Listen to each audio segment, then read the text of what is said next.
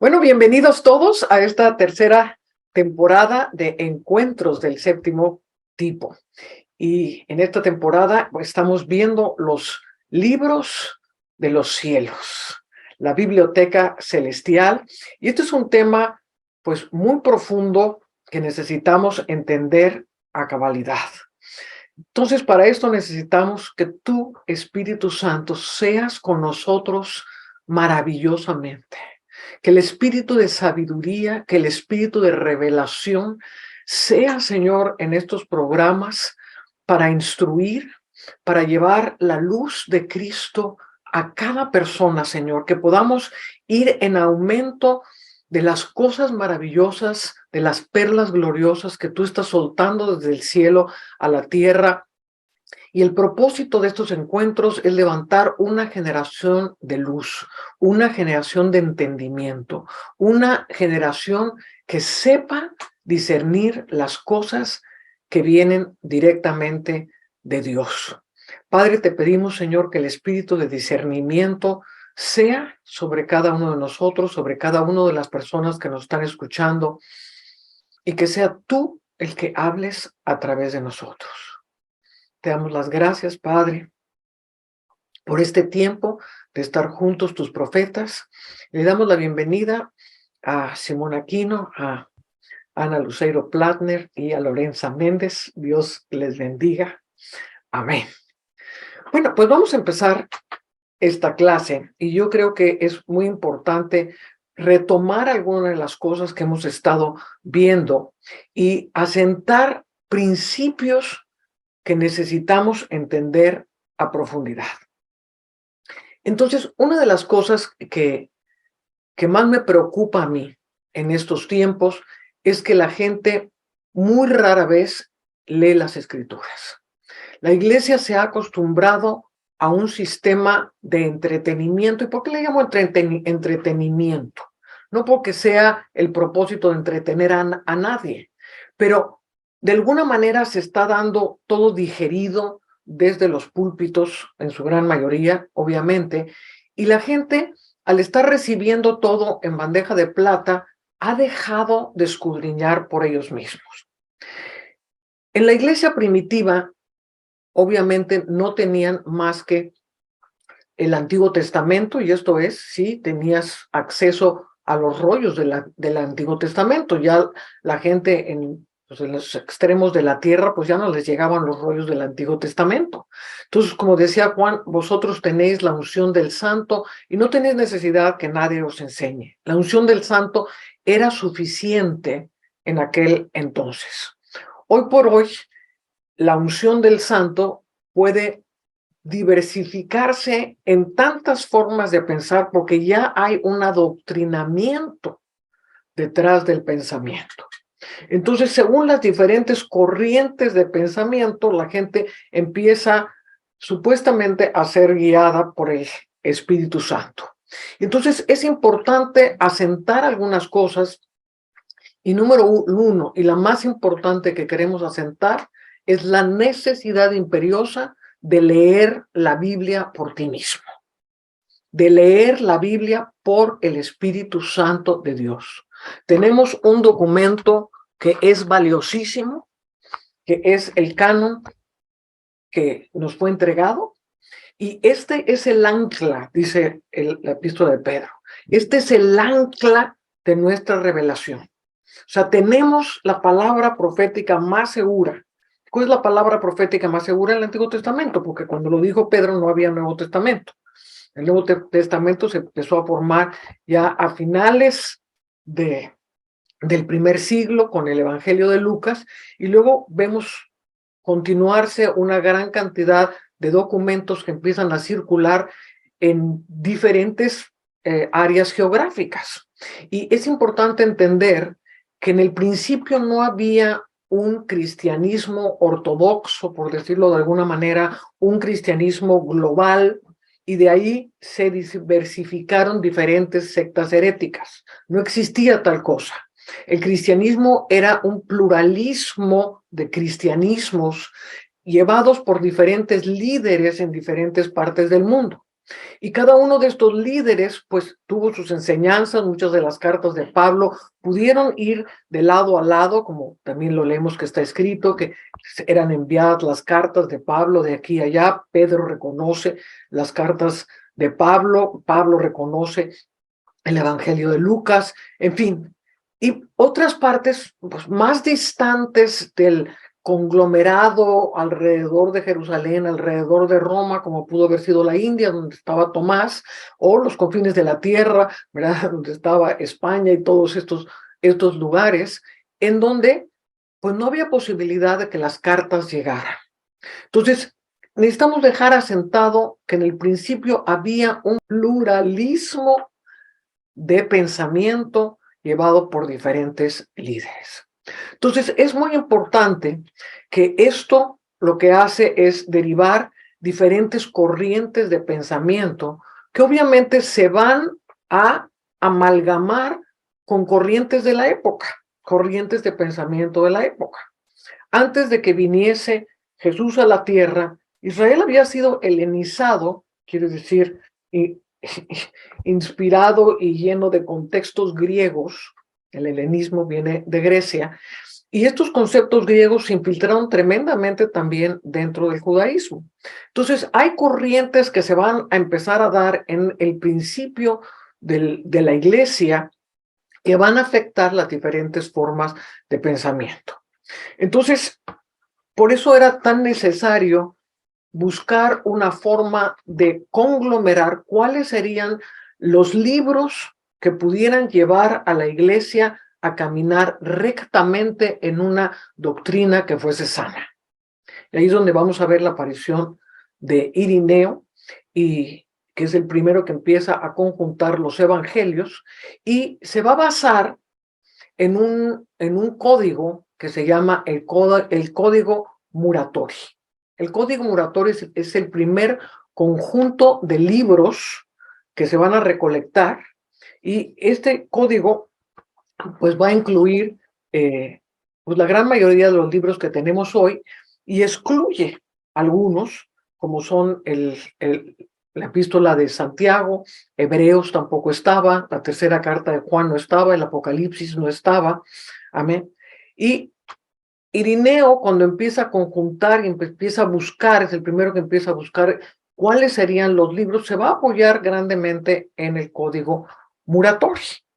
Y luego Atanasio, en el siglo IV, va a tomar también del código Muratori, y se van a añadir ya varios de los libros que hoy tenemos, y otros van a quedar fuera, como fue el Apocalipsis de Juan, que no se incluyó sino hasta después de la reforma de Lutero. Entonces, esto es muy importante entenderlo. ¿Y cuáles eran estas corrientes que estaban afectando a la iglesia primitiva? Una de ellas era el gnosticismo. Y cuando empezamos a buscar y a sacar a la luz, más que buscar, Dios, yo creo profundamente, está sacando a la luz documentos y escritos que Dios quiere que encontremos dentro de ellos las gemas del cielo que Él quiso dar. Ahora, no todos los documentos van a ser una gema por sí mismos. Hay documentos que son extraordinarios en el 80%, y a lo mejor oscuros en un 20%. Pero eso no quiere decir que porque no entendamos lo que fue escrito hace 2000 años, lo tenemos que tirar todo a la basura. Entonces, pues quiero dar lugar a los demás hermanos, y vamos a primeramente a sentar los principios del gnosticismo. Sí, desempolvando un poco también las razones de ser, de por qué tenemos ciertos paradigmas tan establecidos, hay que explorar cuáles eran esas corrientes que estaban afectando tanto la manera de argumentar y de pensamiento, en especial durante la época de Irineo, que son los años 160. Uno de los principios fundamentales, y de ahí nada más lo voy a mencionar y todos los demás podemos comentar porque es sumamente complejo el gnosticismo, empieza de pensar que Jesús no vino encarne. Por lo que Jesús encarne, esa no es la relevancia que se toma en cuenta, que su resurrección da lugar solamente a poder ver que el principio del mundo es una especie de dualidad, la materia y lo divino, que es todo lo que no es materia. Y esa dualidad la simplifica a decir la materia es mala, no hereda resurrección, por lo tanto empieza a jugar un poco con el tema resucitó o no en carne. Y por otra parte, la materia no es redimible y todo lo demás es completamente redimible. Entonces el enfoque en lo que es etéreo es el enfoque que se empieza a dar. Entonces, ahí en esa parte del gnosticismo, esa parte del gnosticismo viene de una corriente que era el docetismo. Y el docetismo es que Jesús no fue humano, porque como toda la materia era mala, entonces Jesús no pudo haber sido humano. Luego sus sufrimientos en la cruz tampoco fueron reales, eran aparentes. El docetismo se basa en lo que es aparente. Aparentemente sufrió, pero no sufrió. Aparentemente resucitó, pero no resucitó. Pero dentro de todo esto, también existía la idea en el gnosticismo de que el hombre podía tener una chispa divina, podía tener una flama del espíritu divino dentro de ellos. Obviamente esta parte pues, es correcta. O sea, podemos tener y venimos de Dios. En el gnosticismo también se hablaba de que proveníamos del Padre eterno, que proveníamos de Dios y regresábamos a Dios. Obviamente este pensamiento es completamente bíblico y es correcto. ¿Es gnóstico? Sí, es gnóstico, pero también es bíblico. Entonces, ¿sí me está entendiendo? Como hay cosas rescatables y que todo fue tirado por Irineo en su gran libro contra los herejes, pero que hay cosas que son realmente muy valiosas. No estoy animando a nadie que se meta a investigar su doctrina a través del gnosticismo, pero quiero que quede claro que en el discernimiento de ciertos documentos tenemos que tener muy en claro qué cosa era el gnosticismo. Entonces, todo lo que tenía que ver con la materia no redimible era gnóstico y antibíblico. Entonces, hoy por hoy tenemos un pensamiento gnóstico en nuestras corrientes eclesiásticas de hoy en día. Por ejemplo, el pensar que la tierra se va a quemar y se va a destruir es un pensamiento completamente gnóstico. Y lo que está diciendo la epístola de Pedro no es que la tierra se vaya a quemar, sino que el estoique dice, y entonces el estoique será deshecho. Los fundamentos antiguos se estaba refiriendo a los fundamentos del antiguo pacto, iban a ser destruidos, iban a ser quemados, y poco tiempo después se quema Jerusalén y se quema el templo y se quema todo. Entonces estaba hablando de los fundamentos mosaicos que iban a ser destruidos, no se refería a que toda la materia era demoníaca, porque el gnosticismo tenía un Dios, tenía el Padre eterno que era inalcanzable. Pensamiento que también es muy claro para muchas personas. Ay, no, es que no puedo alcanzar el Padre porque no soy digno. Esto lo vemos muy metido en el catolicismo de hoy. El Padre es inalcanzable. Entonces necesito un mediador. Pensamiento completamente gnóstico, porque el gnosticismo hablaba de un demiurgo, que era el que conectaba el mundo espiritual con el mundo material. ¿De dónde sacó la idea del demiurgo? Pues de Platón y de Pitágoras. Amén. Y entonces la materia había sido creada por un dios maligno, había dos dioses creadores. Uno bueno, que era el Padre, entonces este era el que creaba todas las cosas del espíritu, y uno malo, que era este demiurgo, que había creado toda la materia, y esta materia no era redimible. Amén. Entonces, también es importante ver qué pensamientos se han infiltrado hoy de ese gnosticismo y de esas cosas, y que hoy mucha gente pues también las llama la sana doctrina y no lo son. Entonces, tenemos que fundamentar claramente que Jesús vino en carne. Eso es claramente. Si aún un ángel del cielo dice que Jesús no vino en carne, ese es el espíritu del anticristo, es lo que dice Juan. Amén. Entonces Jesucristo vino en carne sí o sí. Tenemos en nosotros la naturaleza del Padre, dice la epístola de Pedro, que nosotros tenemos la naturaleza del Padre. Entonces, si algo nos habla de la naturaleza del Padre, es correcta. Tenemos en nosotros la vida divina porque somos el templo del Espíritu Santo, eso es completamente correcto, amén, y Dios es completamente accesible a través de la sangre de Jesucristo. Tenemos acceso al trono de Dios a través de la sangre de Jesucristo y eso es un fundamento que no lo podemos obviar, amén. La idea de que obviamente lo material no es redimible, pues es una herejía tremenda.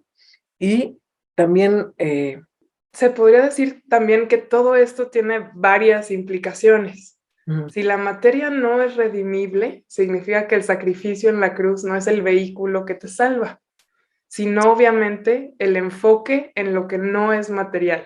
Entonces, mientras alimentes tu gnosis, tu capacidad de conocimiento, estás dándole vida a tu gnosis, lo cual implica una vida eterna y es el vehículo de la salvación.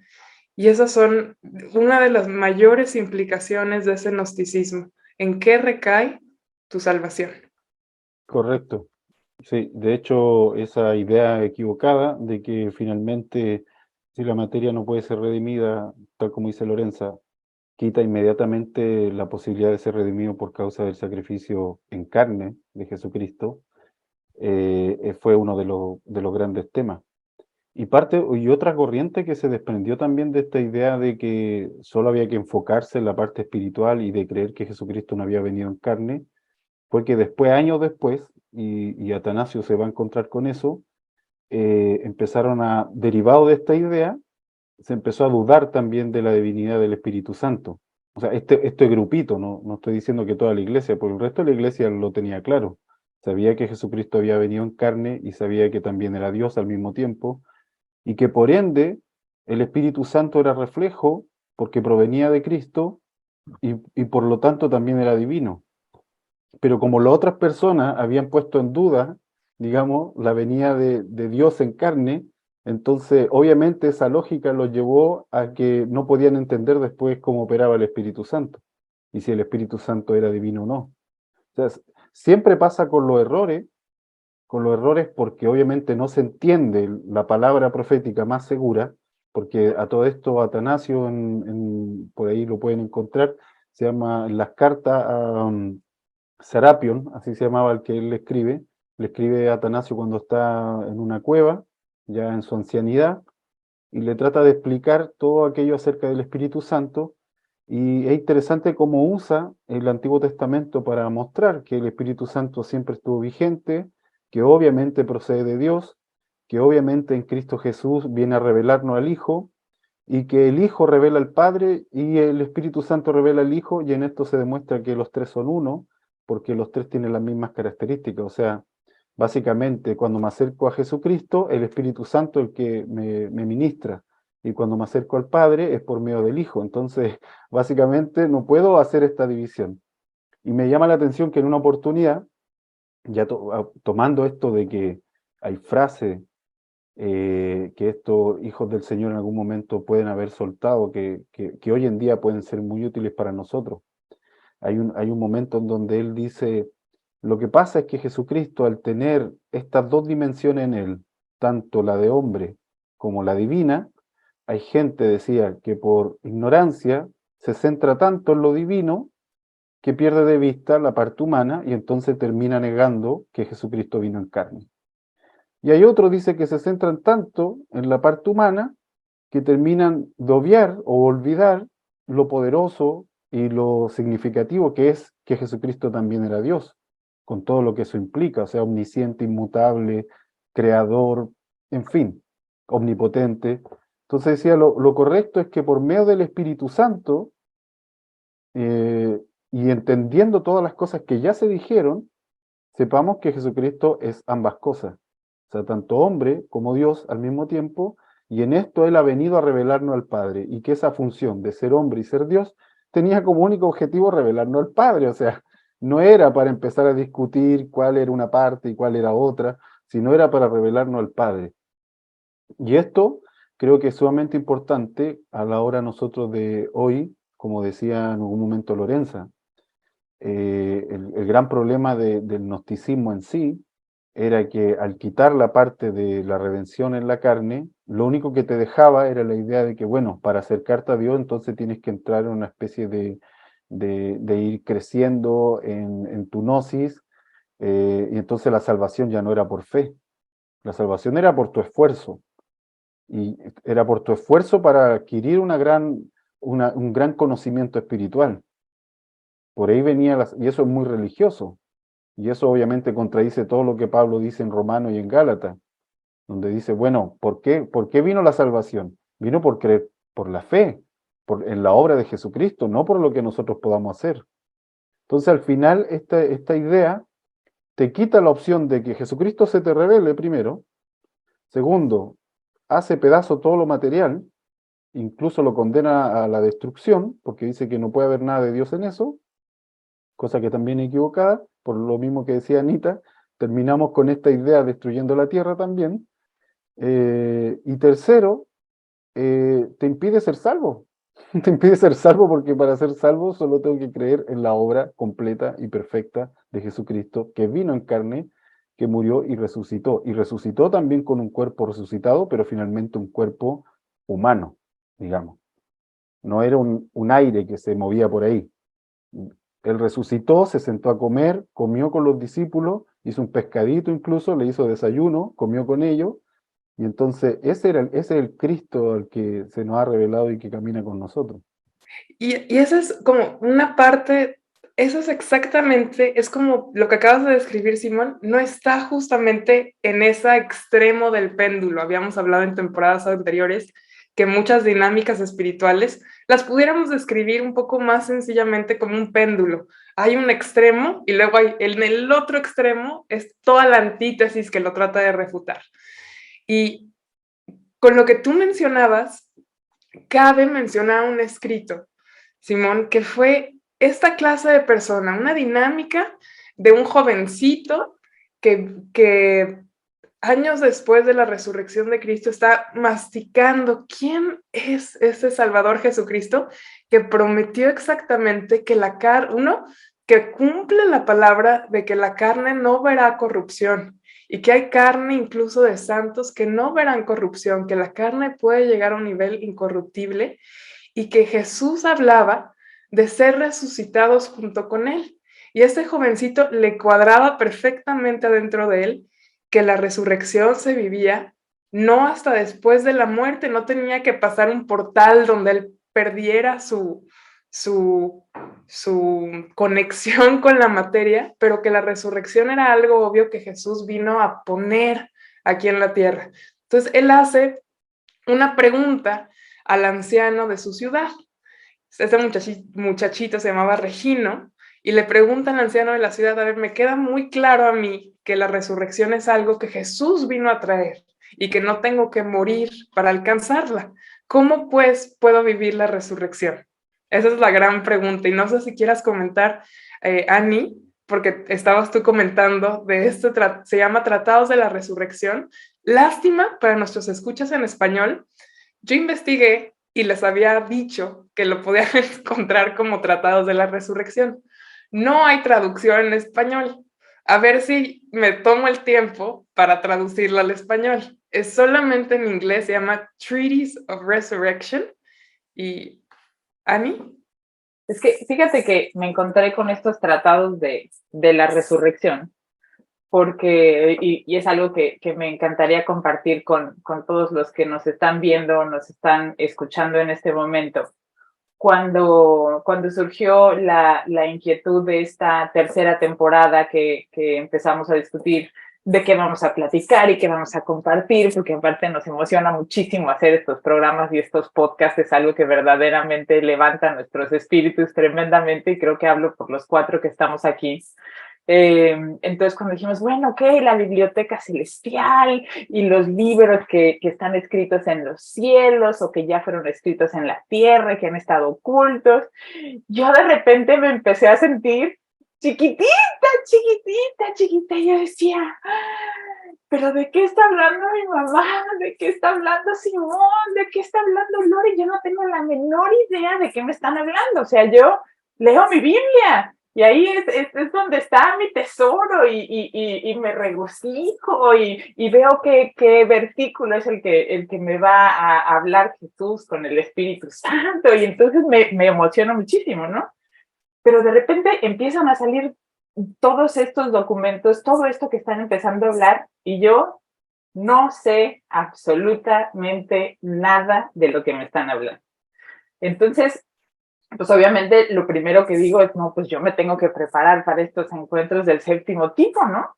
Entonces, pasaron dos cosas y creo que muchos de los que me están escuchando se van a sentir identificados y por eso quiero compartirles esto, porque fue algo que a mí me tocó vivir y que seguramente a ustedes también les tocará.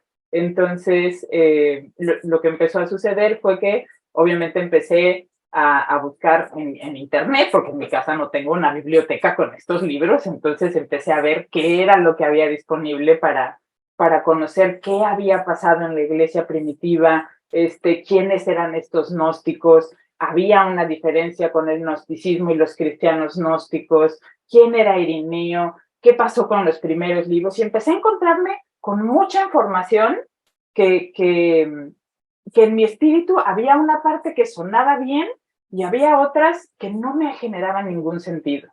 Hay inclusive, como dice mi mamá, o sea, estamos en un mundo tan globalizado que nos gusta que ya las cosas nos las den digeridas y en un compendio donde me expliquen absolutamente todo lo que pasó en el primer siglo y es más, háganme un programa en el History Channel, háblenle a 3 o 4 eruditos que me platiquen quiénes eran estos gnósticos, de qué hablaban y entonces ya lo que te digan es lo que tienes que creer.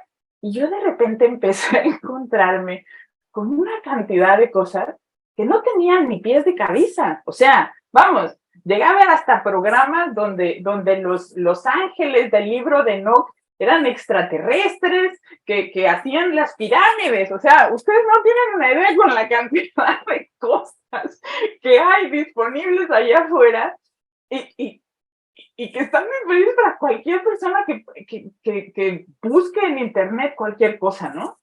Entonces, yo lo primero que dije fue, a ver, vamos a poner un alto a todo esto que estoy viendo aquí.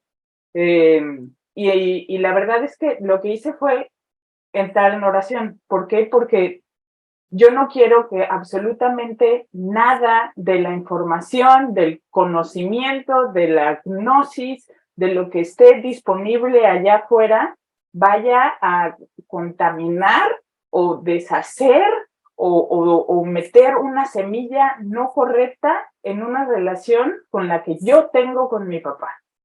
Una relación que está basada y fundamentada en una fe increíble, en revelaciones extraordinarias y en la Biblia. O sea, porque todo lo que está escrito en el Nuevo Testamento está anunciado en el Antiguo Testamento, lo puedes comprobar de ida y de regreso, y no voy a decir, me he leído la Biblia 3 veces, porque no es cierto, no me he leído la Biblia 3 veces, pero en mi corto caminar con el Señor, si hago algo, es leer la Biblia y escucharla, y si voy en el coche la pongo en audiolibros, y si hay algo que no entiendo, mamá, no entiendo nada de esto del Antiguo Testamento, ahorita estoy en el Levítico y me está volviendo loca todas las reglas, y que si queman la grasa, y que si no, y esto que tiene que ver, y entro en unas confusiones y en unos dilemas que no entiendo,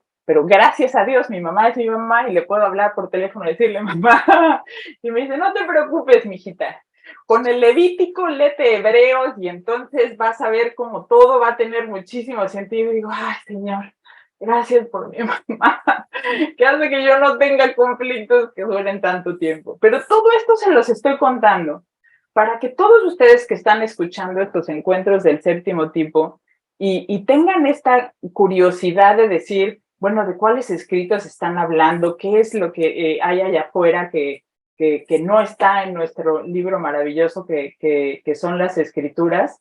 Lo primero que como les decía, yo entré en oración fue decirle, Señor, no quiero que absolutamente nada se ponga en medio de ti y de mí, y no quiero que ningún escrito cambie la relación que tengo contigo.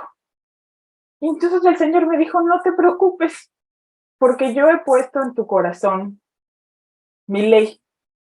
Yo he puesto en tu corazón quién soy yo. Y hay palabras que están escritas en los cielos, que están escritas en la eternidad, que a lo mejor ya viste en una película, que a lo mejor ya viste en un libro que es una novela, que a lo mejor ya viste en cualquier otro lado, pero son palabras eternas que están conectadas con tu espíritu. Y esa palabra eterna que está conectada con tu espíritu y está conectada con tu destino, la vas a encontrar porque es parte de tu camino y es parte de tu línea. Entonces, no tengas miedo de adentrarte en estos escritos y ten la certeza de que si tú estás teniendo como fundamento la Biblia, cuando leas algo que es completamente contrario, entonces puedes tener el discernimiento de decir, no, pues es que esto nada que ver, o sea, extraterrestres y pirámides de Egipto no es a donde me quiero meter a profundizar. Pero cuando leo algo como una carta a Bernabé, donde me habla de mantenernos en la inocencia como si fuéramos niños, donde me habla ay, hasta se los voy a leer porque de verdad fue maravilloso y lo leí apenas hace un par de días. Es una carta y entonces Bernabé está platicando, está escribiendo y dice, habla de la parte donde dice, multiplicaos y llenad la tierra y gobernad sobre los peces. Y él hace esta pregunta, ¿quién puede ahora gobernar sobre los animales salvajes y los peces y las aves de los cielos? Debemos darnos cuenta que gobernar tiene que ver con autoridad, para que sea aquel que dé la orden quien sea el maestro. Y como esto no está sucediendo ahora, él nos ha dicho cuándo pasará. Pasará cuando nosotros mismos hayamos sido perfeccionados y seamos herederos del pacto del Señor. No, esta es una palabra eterna de una epístola que no está escrita en el canon de la Biblia, pero que le habla directamente a mi espíritu, que le da una iluminación a algo que hemos estado persiguiendo durante todo este año, que es nuestra hermandad y nuestra relación con los animales, y que hace 2000 años hubo alguien que se llamaba Bernabé que dijo, no hay nadie ahorita que esté sojuzgando a los animales, no hay nadie que esté haciendo esto ahorita, no es para este tiempo. Y esta epístola se guardó. Y 2000 años después, alguien sacó este rollo de una cueva. Y hoy, en el 2022, nosotros podemos estar aquí sentados leyendo esta carta para nuestro tiempo, para nuestra generación. Pues me pongo a llorar, mis amados hermanos. ¿Cómo les explico el privilegio que se siente poder estar aquí? Y híjole, me emociona mucho. Bueno, para añadir un poco lo que estás diciendo y para los que no saben quién es Bernabé, pues Bernabé fue uno de los compañeros de los viajes de Pablo. Pablo y Bernabé pues fueron elegidos como apóstoles y viajaron por muchos lados juntos. Y de hecho, esta epístola de Bernabé que estás mencionando era uno de los escritos famosos durante la iglesia primitiva que circulaba en muchos lados y que formó parte de lo que se llamaba el Códice Siniático. Amén. Y está incluida la epístola de Bernabé pues, en otros cánones, lo mismo que el pastor de Hermas. El pastor de Hermas también fue una epístola muy, muy circulada. Hermas era el hermano de uno de los primeros papas, que era Pío, y Hermas escribió una carta también muy, muy linda, muy poderosa, que también nos deja una luz muy preciosa y que forma parte de algunos cánones. Y vamos a ver que al formarse el canon que hoy tenemos, que fue obviamente el canon católico, el canon ortodoxo, no es el único canon. La iglesia no estaba centrada en Roma en un principio. sea, había una gran parte, y Roma fue una iglesia súper influyente en el tiempo antiguo. Pero en el tiempo antiguo también había una gran sede cristiana en Egipto, en Alejandría, desde donde surgieron varios obispos, entre ellos Atanasio, que fue quien ya conjuntó al final el canon que tenemos hoy en día. Entonces, Alejandría fue un centro sumamente importante y Egipto llegó a ser 100% cristiano. Tenemos otra parte que fue Siria. Siria fue tremendamente cristiano y había una gran fuente de cristianismo ahí que esparció el evangelio por muchísimas partes. Amén. Y luego tenemos otra parte en la India donde estaba Tomás, que también fue otro centro del cristianismo, y obviamente muchos escritos pues no llegaron a Roma a manos de Atanasio. Tenemos que entender que fue Atanasio él solo, no fue un concilio, fue Atanasio quien tomó los libros que ya estaban escritos o que ya estaban determinados por el códice Muratori, y simplemente le añadió los otros libros, le añadió los evangelios que ya estaban de acuerdo con Irineo. Pero lo que quiero que quede claro es que no había un centro cristiano que estuviese en Roma únicamente. Entonces, hay otros cánones. La Iglesia Ortodoxa, que hoy opera desde Grecia, tiene un canon diferente. En su gran mayoría son los mismos libros, pero pues va a añadir algunos otros libros en su canon, como es el libro de Enoc. Amén. Y luego también circulaba grandemente los dichos de Tomás, se consideraba como evangelio, pero si consideramos lo que dijo Irineo, que para ser evangelio tenía que contener la parte histórica de cómo se movió Jesús sobre la tierra, eso lo hace un evangelio. Entonces, el evangelio de Tomás pues no entra dentro de la categoría histórica de contar cómo vivió Jesús en la tierra. Entonces, si no le llamamos evangelio y le llamamos los dichos de Tomás, que es el nombre correcto de este libro que fue encontrado en la cueva de Nag Hammadi, pues vamos a ver que una gran cantidad de estos dichos pues son análogos a la Biblia y son análogos a los otros evangelios. Entonces, sin ser quizás un evangelio, por no tener la parte histórica, pues pueden ser los proverbios, así como fueron los proverbios de Salomón, pues estos son los proverbios de Tomás. Y hay cosas increíbles ahí que podemos discernir. De hecho, estamos trabajando los 4 en el Evangelio de Tomás para poderles dar pues una compilación de los dichos con su interpretación, o lo que el Espíritu nos está llevando a hacer un comentario, no para hacer una nueva religión ni para hacer un nuevo evangelio, sino para que tengan luz en este maravilloso libro que fue parte importante de la iglesia primitiva. Amén.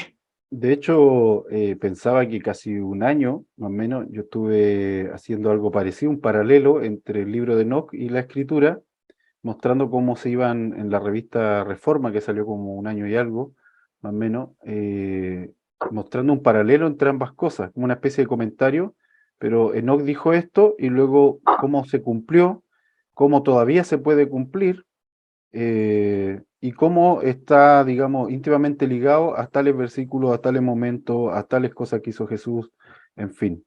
Y pasamos varios capítulos así del libro de Enoc.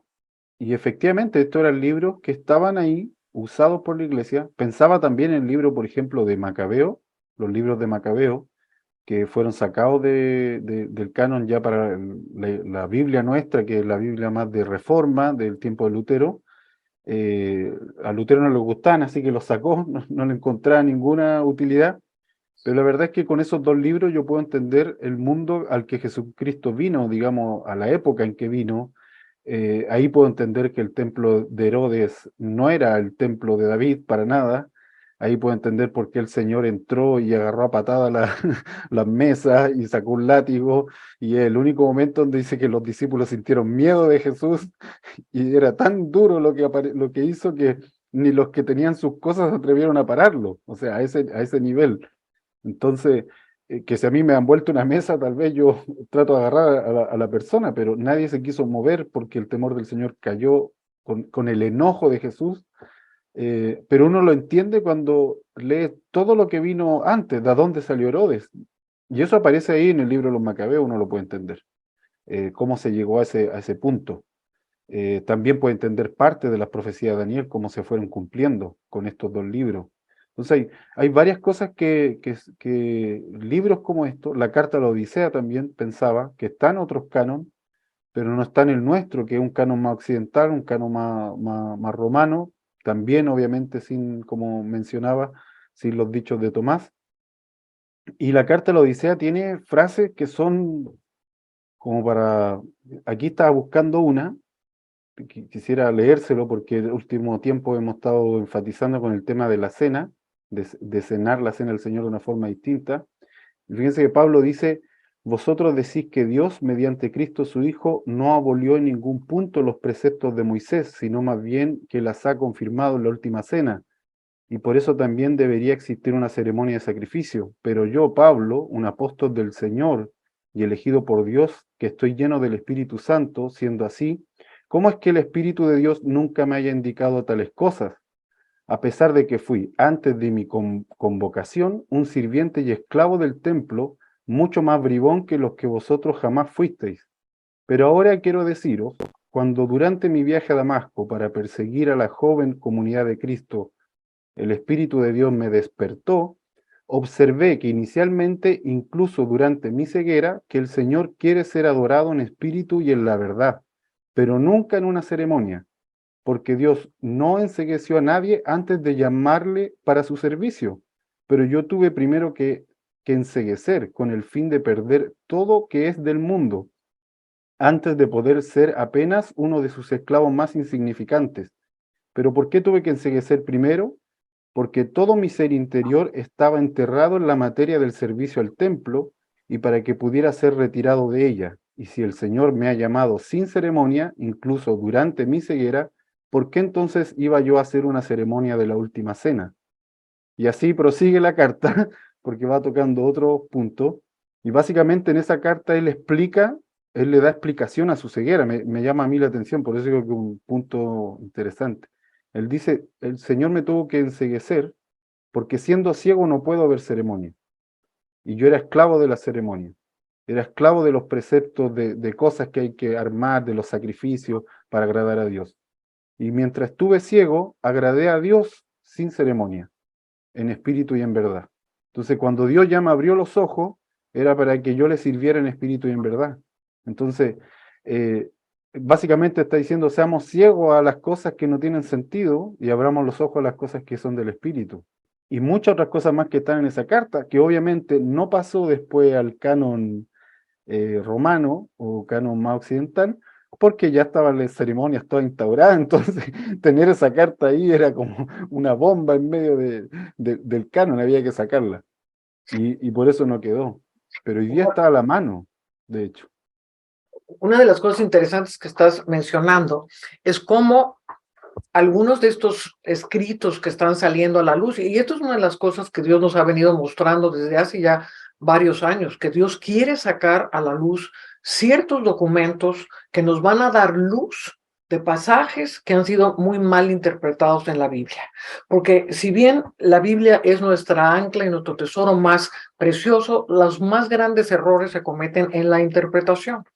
Y esto porque nos hace falta documentos históricos que nos lleven a verdaderamente saber lo que estaba pasando. Como acabas de mencionar, al leer el libro de los Macabeos, nos damos cuenta por qué Jesús tuvo que entrar al templo y hacer esto.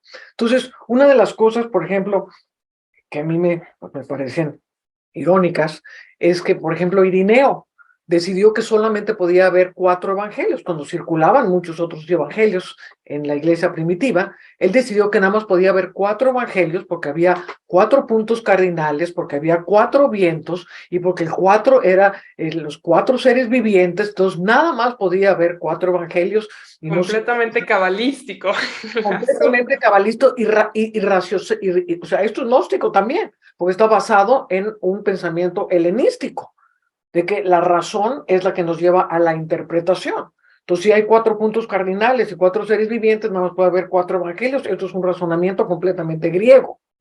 Y por otra parte, También cuando en el Apocalipsis de Juan hay 7 iglesias, también decidieron que nada más Pablo podía tener 7 cartas enviadas a siete iglesias diferentes, y por eso nada más tenemos siete cartas a diferentes lugares en la Biblia, porque solamente podía haber 7 y 7 era cabalístico. Entonces, todo esto también es un error. Entonces, pero ¿cómo Dios quiere desenterrar cosas para llevarnos a un entendimiento mayor de cómo interpretar correctamente un libro que fue escrito pues hace prácticamente 2000 años? Y en eso, justamente, ¿cómo poderle dar, si ya el abrirnos a tal vez a un canon que tuvo tantas implicaciones, 4 evangelios, porque la razón cabalística que acabas de mencionar, 7 cartas de Pablo, y empieza a eliminar otras cosas, necesariamente va a abrir nuestros ojos a un entendimiento que así, este es el carril único que tienes que ver. Y tal vez citando a Pablo de una carta y sus palabras, que más que enseñanza es traer en expresión una verdad celestial. Si tenemos que ser enceguecidos para ser salvos, no, pero que nuestros ojos se cierren a un sistema que no tenía luz en sí misma y se abren a la verdad. Eso es una verdad completamente gloriosa. Creo que también desempolvar ciertas cosas, por ejemplo, cómo surgieron ciertos evangelios, cómo se compuso el canon, nos da la flexibilidad interna de acercarnos a escritos que van a contener verdades celestiales que nos están esperando. Con la historia que nos contó Ana, es también esa actitud que tenía este muchachito Regino del cual hablaba. Ok, yo entiendo algo en mi espíritu, no me cuadra, quiero que me cuadre, y va y le pide ayuda a un anciano de la iglesia. Oye, ¿cómo se vive la resurrección? Porque me queda claro, lo sé porque lo sé, que esa resurrección no me está esperando después de la muerte. Es hoy. ¿Cómo entro? Y le responde el anciano, y de hecho el anciano le da un rol a la respuesta. La va a escribir. Y le dice, Regino, te la escribo en lugar de decírtela, porque yo sé que tal vez muchos de la congregación van a tener exactamente la misma pregunta y tú la planteaste muy bien. Entonces mi respuesta, te voy a dar una respuesta digna de sopesarse, te la dejo para que escrita, para que medites en ella, no como una enseñanza, es una respuesta que va a ir creciendo de acuerdo a la actitud de tu corazón. Entonces te voy a responder, Regino, que esa resurrección, tienes absoluta razón, se vive en carne. ¿Y cómo me vas a decir que puedes resucitar? Vive cada día como si fueras un resucitado. Y vas a ver cómo tu pensamiento cambia, la manera en que percibes tu entorno cambia. Y en eso vas a descubrir que eres, en efecto, resucitado en Cristo. Y deja que su vida te inunde. Y ya me dirás tú qué es vivir una vida en resurrección. ¡Mega carta! ¡Qué bueno que la escribió! Me queda clarísimo que esta carta circuló no nada más en la congregación de la ciudad, pero circuló a varias otras ciudades. Por supuesto que si está hablando de la resurrección, era un tema completamente contundente en el ámbito gnóstico y materia. Entonces fueron de los escritos que no tenían, o sea, es una carta de 2 hojas, ya la verán traducida al español, pero no tenía ese peso de ser el libro del profeta. Tampoco tenía ese peso de ser una carta de un Pablo, era la carta de un anciano a Regino. Sin embargo, la verdad que esa palabra escrita alcanza a proyectar es digna de hoy ser leída, es digna de dejar que empiece a agitar tu espíritu y abrirlo y hacer que burbujee la vida del espíritu en tu interior. Entonces, yo veo que hay ciertas palabras que se escribieron con intención de llegarle a una generación que tiene exactamente ese idioma.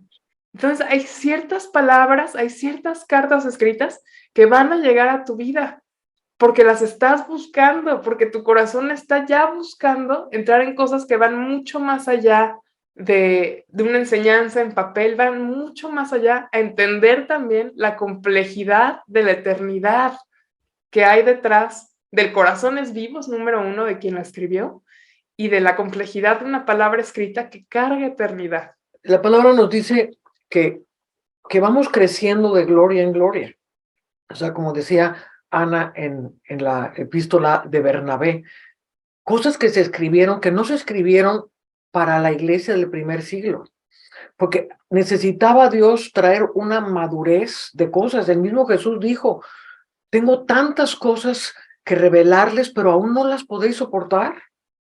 Pero el Espíritu Santo, Él os enseñará todas las cosas. ¿Cuáles eran las cosas que la iglesia primitiva no podía soportar, pero que 20 o 21 siglos después, ya la iglesia fue creciendo, ya le fue dando dosis del Espíritu del Señor, ya fue trayendo revelación poco a poco, precepto sobre precepto, para que hoy en día se pueda levantar una generación de luz, entendiendo las cosas de la resurrección? Por siglos, pues la resurrección fue pensada, era como la pintaban en la iglesia católica, las tumbitas abriéndose y todos los muertitos saliendo, pero nadie la había pensado como hijos de la resurrección. Pero cuando realmente leemos las escrituras acerca de la resurrección, pues va muy acorde a esa carta que estás hablando del tal Regino, o sea, vivir como hijos de la resurrección. Y para esto, pues quiero leerles algo que es pues, verdaderamente muy análogo, y es cómo Jesús habló de la resurrección. Jesús no habló de un momento en que se iban a abrir todas las tumbas y iban a abrirse, iban a salir muertitos por todos lados. Él dijo, mas los que fueran tenidos por dignos de alcanzar aquel siglo, o sea, el siglo quiere decir el ámbito de la resurrección, el ámbito del Espíritu, el ámbito de todas las cosas que tienen que ver con el nuevo pacto. Jesús fue el sumo sacerdote del siglo venidero, o sea, del siglo que estaban esperando, de la época que estaban esperando. Entonces, los que fueran por dignos de alcanzar este nuevo tiempo y la resurrección de entre los muertos, ni se casan ni se dan en casamiento, porque no pueden ya más morir, pues son iguales a los ángeles y son hijos de Dios al ser hijos de la resurrección. Entonces, este tipo de pasajes son pasajes que están siendo revelados ahora, que no le fueron revelados en el siglo segundo, en el siglo tercero o en el siglo cuarto. El mismo Pablo va a escribir acerca de esta resurrección, de cómo los que son resucitados en Cristo, si habéis muerto y habéis resucitado juntamente con Él. O sea, le está hablando a los vivos, si habéis resucitado junto con Él, poned la mira en las cosas de arriba y no en las de la tierra, donde está Cristo sentado en la majestad en las alturas. Amén. Y por eso el mismo Pablo hablaba de esta resurrección. Bueno, pues no les voy a predicar de la resurrección porque estamos hablando de los libros. A lo que queremos llegar es que cómo nos iluminan estos libros y cómo hay palabras celestiales, libros, epístolas, cartas, que en algún momento alguien las capta del cielo. Y es lo que decía Enoc. Y a los justos les serán dados los libros del cielo, y ellos las entenderán, y a través de ellos podrán enseñar a otros. Entonces, hay cosas que Jesús mismo por el Espíritu está revelando, ancladas en la palabra, pero que nos van a dar luz. O sea, ¿cuántas cosas no entendí yo al leer, por ejemplo, los escritos de Flavio Josefo? Los escritos de Pablo Josefo, que es la historia de todas las guerras de los judíos, la destrucción de Jerusalén, y cómo esto nos ilumina a poder darle una correcta interpretación a Mateo 24.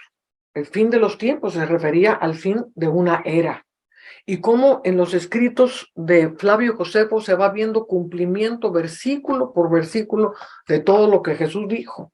Entonces, si ignoramos la historia, y fue parte de los escritos que circulaban en la iglesia primitiva, los escritos de Flavio. Flavio fue un príncipe en Israel muy conocido, muy cotizado, y que la gente lo tenía en muy alta estima, y sus escritos eran muy leídos. Amén. Entonces, ¿cómo el encontrarnos con la historia, el encontrarnos con escritos que están siendo desenterrados. Muchos escritos están secuestrados por el Vaticano, están secuestrados por el Museo de Londres, por el Museo del Cairo. Y digo secuestrados porque no los sacan a la luz. Están ahí para algunos eruditos y con muchos permisos puedes llegar a leerlos, sobre todo en el Museo de Londres o en el Cairo, no en el Vaticano. Pero Dios está desenterrando muchas cosas que tienen que ser entendidas. Vuelvo a repetir, la Biblia, y si algo queremos enfatizar, no es que se pongan a buscar en el internet a ver qué carta encuentran, sino que verdaderamente entren en un espíritu de discernimiento, de conocimiento de Dios, el entender que tenemos escrito de parte de Dios los que son realmente nacidos de nuevo. No todo el que dice Señor, Señor es nacido de nuevo. El que es nacido de nuevo tiene el pensamiento de Dios. Yo pondré mis leyes en sus corazones. Jesús pone su conocimiento en nuestros corazones. Eso es un verdadero nacer de nuevo. En nuestro corazón nos da testimonio las cosas que son de Dios y las cosas que son meramente locura. Amén. Y hoy en día también tenemos mucha gente que bajo el disfraz de soy muy profético, pues dicen cada locura que se contrapone completamente a las escrituras, que no tiene nada que ver con una lógica espiritual, y tenemos que saber discernir espiritualmente. Y como dice la palabra, que tenemos que discernir espiritualmente teniendo los sentidos ejercitados. Y este es el llamado que Dios está haciendo, tener los sentidos espirituales ejercitados para saber lo que es de Dios y lo que no es de Dios. Y renunciar a que todo me lo den en una bandeja de plata ya todo digerido. Yo tengo que renunciar a eso y tengo que meterme con Dios, tengo que verdaderamente saber que sé que mi espíritu ha sido reformado o vuelto a crear por el Espíritu de Dios y que soy como un niño en la inocencia para poder recibir de Dios. Entonces puedo leer las cosas con discernimiento. Amén. Y yo, que soy pionera en muchas cosas, pues entre las muchas cosas pioneras que Dios me ha llevado a hacer, yo siempre tuve el tremendo temor a equivocarme. Y siempre mi oración ha sido, Señor, no me vaya yo a equivocar. Y recuerdo que Dios me mostraba cómo el corazón de Pablo, el apóstol, era un corazón que verdaderamente amaba a Dios, que verdaderamente quería hacer las cosas rectamente, aunque estaba lleno de doctrinas judaicas, aunque estaba lleno de cosas, su corazón verdaderamente temía a Dios. Y cuando iba por el camino de Damasco a matar a todos los judíos, se le aparece Jesús. Entonces el Señor me dijo, mira, cuando un corazón verdaderamente recto y no quiere equivocarse en mis caminos y está regido por el temor de Dios, yo me le voy a atravesar en el camino cuando se vaya a meter en el error. Y quiero que confíes en esto, que el principio de la sabiduría es el temor de Dios. Y que bajo el temor de Dios, tú lees, tú escudriñas, tú te adentras, porque yo me he adentrado en caminos que para abrir camino, pues me he tenido que meter en caminos donde no hay dónde buscarle por ningún lado. O te metes en esa nube en la que se metió Moisés en el monte, en el que no se veía camino, en que solamente se oía la voz de Dios, en que no se veía el precipicio, en que no se veía nada más que la voz de Dios guiando.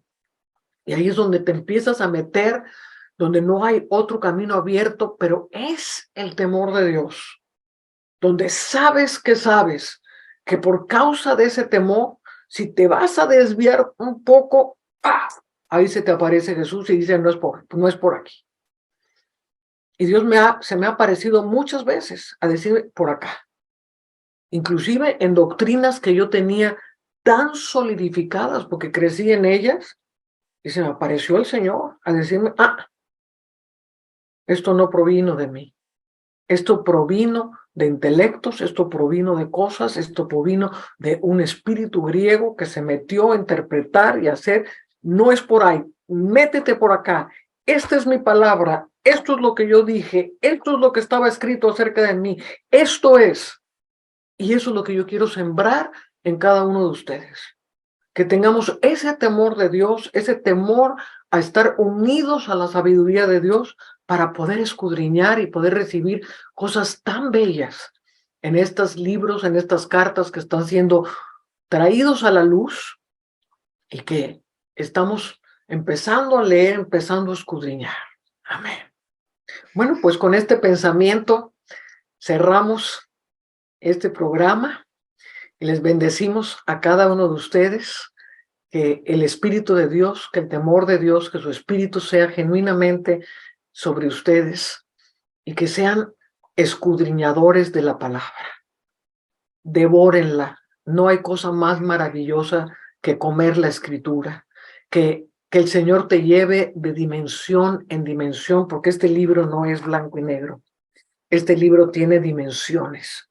Y a lo mejor has leído 100 veces un pasaje y la 101, ¡fum!, se abre una luz que nunca habías visto. Y aquí es donde están los tesoros escondidos, las perlas de las que Dios habló, que el que busca verdaderamente, ese es el que encuentra, el que se le revela. Amén.